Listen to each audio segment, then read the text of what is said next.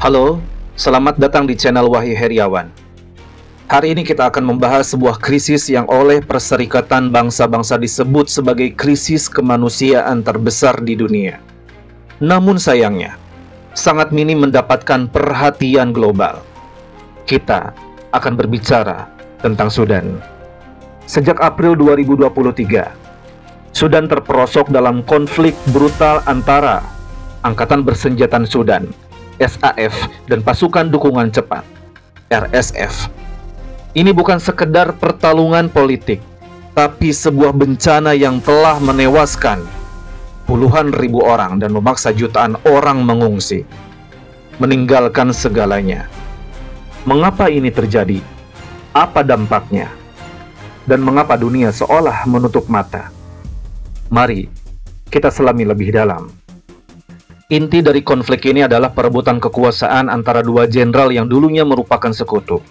Jenderal Abdel Fattah al-Burhan dari SAF dan Jenderal Mohamed Hamdan Dagalo Hemeti dari RSF. Ketegangan memuncak saat transisi dari pemerintahan militer ke sipil. SAF adalah militer resmi, sementara RSF adalah kelompok paramiliter yang akarnya bisa ditarik ke milisi Janjaweed yang dituduh melakukan kekejaman massal di Darfur 2 dekade lalu. Pertempuran sengit terjadi di ibu kota Khartoum dan juga wilayah Darfur, di Darfur khususnya. Kekerasan seringkali berbau etnis, menimbulkan tuduhan genosida dan kejahatan kemanusiaan yang mengerikan. Kota-kota besar hancur dan laporan pembantaian, kekerasan seksual, serta penjarahan terus bermunculan. Lebih dari 12 juta orang telah mengungsi, baik di dalam maupun di luar Sudan, menjadikannya salah satu krisis pengungsian yang terbesar di dunia.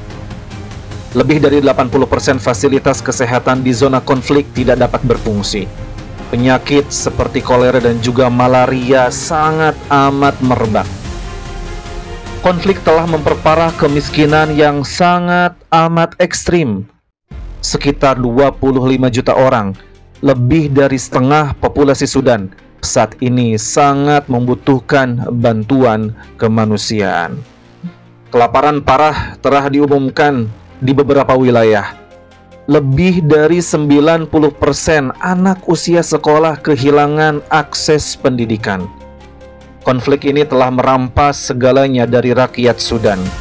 Rumah, mata pencaharian, keamanan, dan harapan akan masa depan yang lebih baik.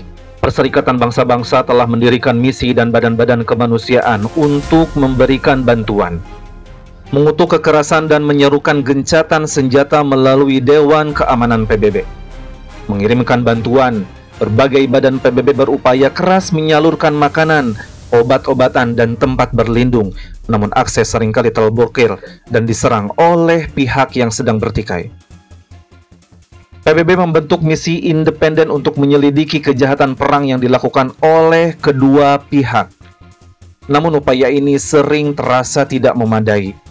Para ahli dan diplomat mengkritik Dewan Keamanan PBB karena gagal mengambil langkah praktis untuk menghentikan konflik, terutama di tengah tuduhan intervensi asing yang mendukung di salah satu pihak. Bantuan dari negara-negara dan organisasi lain pun juga ada, tetapi jumlahnya jauh dari kata cukup untuk mengatasi skala krisis. Inilah bagian yang paling menyedihkan. Meskipun skala krisis ini sangat amat besar, perhatian internasional terhadap Sudan sangat relatif minim. Ada beberapa faktor yang menyebabkannya. Pertama adalah kejenuhan berita. Konflik lain, terutama di Eropa atau Timur Tengah, seringkali mendominasi berita utama. Akses yang sangat sulit. Meliput dari zona perang seperti Khartoum dan juga Darfur sangat amat berbahaya, membatasi pelaporan media. Kepentingan geopolitik. Beberapa pihak menuduh adanya double standard dalam respons dunia, di mana kepentingan geopolitik mempengaruhi tingkat perhatian dan juga sanksi. Akibatnya, penderitaan rakyat Sudan seolah terlupakan di tengah hiruk-pikuk dunia. Krisis di Sudan adalah sebuah tragedi kemanusiaan yang membutuhkan perhatian dan juga aksi yang amat segera dilakukan. Kita tidak bisa membiarkan jutaan nyawa terancam kelaparan, kekerasan, dan penyakit tanpa adanya dorongan serius dari dunia. Terima kasih sudah menyimak. Jangan lupa like, share, and subscribe untuk konten yang informatif lainnya. Sampai jumpa di video selanjutnya.